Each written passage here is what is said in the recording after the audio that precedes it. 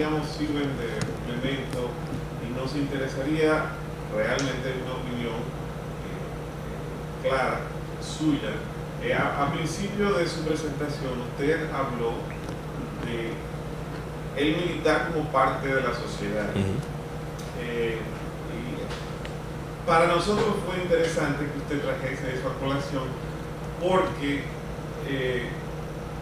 número uno, la República Dominicana es uno de los pocos países, creo que solamente habemos 2 o 3 países en Latinoamérica donde el militar no puede votar.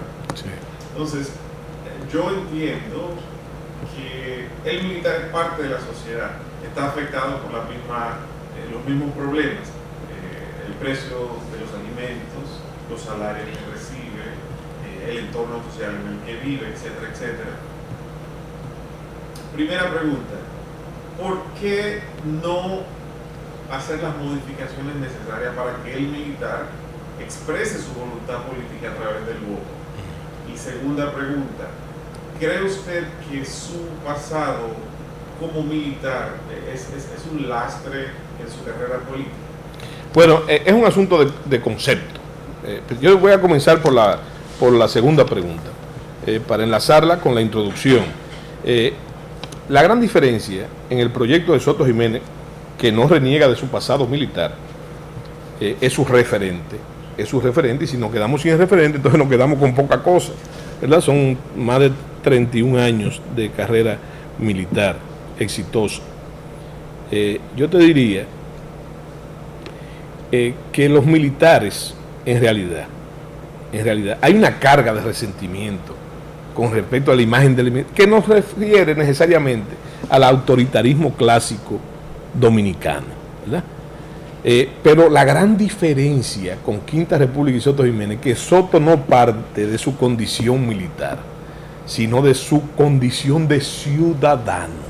Y esto no es un artificio, es simplemente real, porque si Soto hubiese tenido otras articulaciones, aprovecha su ministerio dilatado para entonces posicionarse políticamente o quizás hacer un accidente.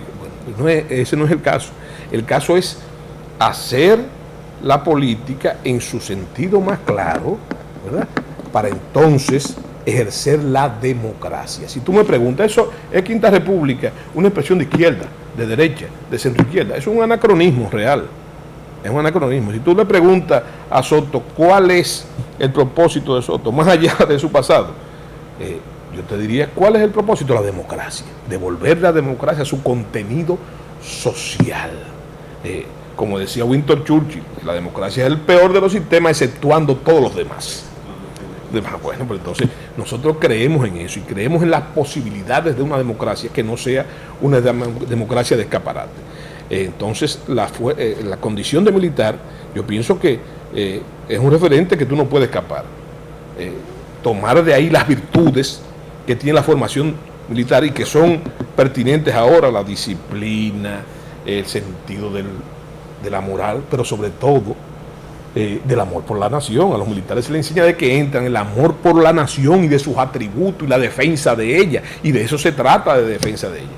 Y por lo otro lado, entonces, que nos lleva a la primera pregunta, descartando totalmente esa lógica militar aberrante que tiene que ver con la arbitrariedad, que aquello de que la guardia lee como quiere y que el superior siempre tiene la razón, y más cuando no la tiene, que no es más que ese concepto torcido del autoritarismo clásico dominicano, ¿verdad? Que se deriva de nuestros caudillos, etc. Entonces, puede ser una oportunidad también para desvirtuar eso en un proyecto que parte de la ciudadanía, del concepto, no del concepto militar, utilizando los atributos positivos de la vida militar que son parte de mis referentes.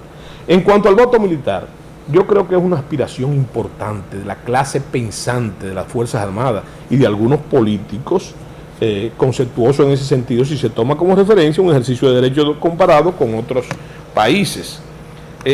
Yo soy contrario, respetando esa aspiración de esas élites, yo soy contrario a ese elemento de que ahora, en el pasado, en el presente inmediato, se le dé esa facultad a los militares, porque hay que tomar en cuenta los antecedentes. unos antecedentes de lo que nosotros no nos hemos liberado todavía. Las Fuerzas Armadas siguen siendo hoy en día todavía un juguete preferido de los políticos. Los políticos no quieren privarse de letos de la parafernalia militar mal utilizada. Eso le está haciendo mucho daño a las Fuerzas Armadas por la burocratización de las Fuerzas Armadas. Entonces, todavía existen en las Fuerzas Armadas impresiones directas del partidismo. Fíjate que el mismo ese flujo y reflujo de que los partidos puedan, cuando entran al poder, barrer la mesa con los que le sirvieron al gobierno anterior de forma legítima y catapultar su gente. Eso es un sentido que nos remonta también al viejo caudillismo, a la época de Concho Primo, ¿verdad? Por eso te decía que los caudillos siguen galopando. Entonces, fíjate, si los militares todavía están lacrados hoy, existiendo esa prohibición de participar en política, ¿tú crees que no sería conveniente todavía, con la fragilidad de nuestras instituciones, que los militares puedan tomar partido político, ejercer el voto, en un país donde es difícil tú delimitar una cosa de la otra, de que simplemente yo vaya a votar pero no me puedo expresar?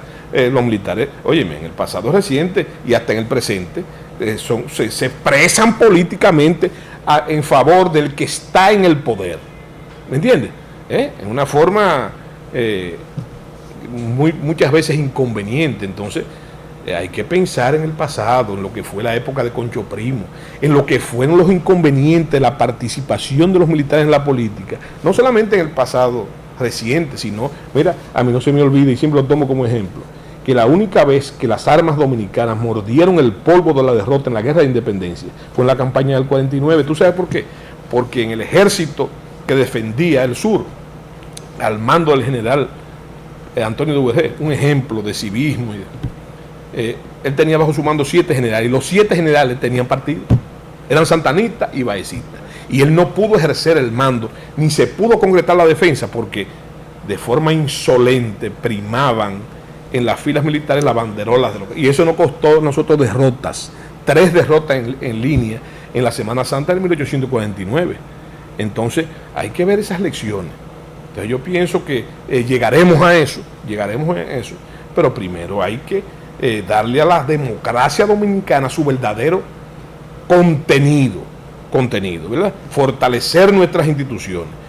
Y ahora mismo yo pienso que el legislador fue sapiente, atendiendo ese pasado, de no darle esa facultad a las Fuerzas Armadas de mantener las políticas y fundamentalmente obedientes al poder civil legalmente constituido. Queremos agradecerle el tiempo que nos ha dedicado. Es necesario para nosotros aclarar que nuestro cuestionamiento, nuestra investigación no está ligada en nada al Ministerio de Relaciones Exteriores ni las opiniones del gobierno dominicano. Este es un ejercicio privado de la Fundación Expresión Libre que estamos nosotros dirigiendo. Muchas gracias por su tiempo, muchas gracias por la atención.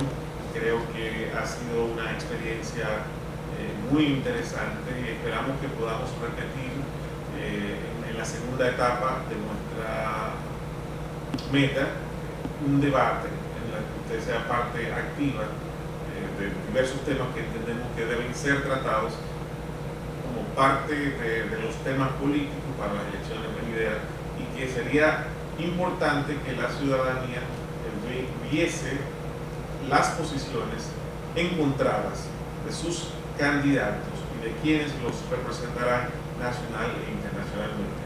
General Soto Jiménez, muchísimas gracias. Ha sido un placer compartir con usted.